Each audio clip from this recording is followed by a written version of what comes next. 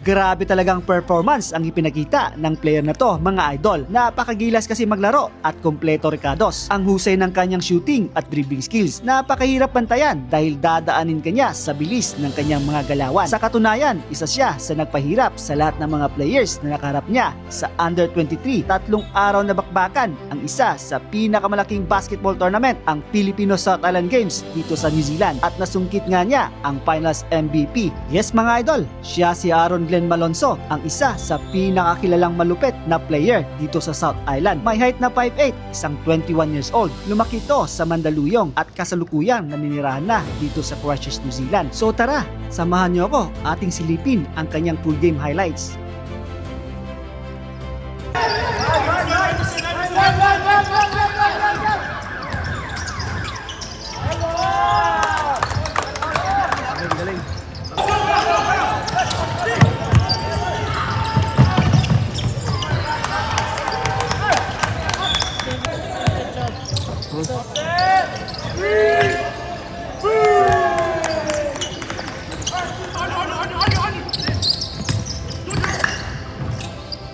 Wow.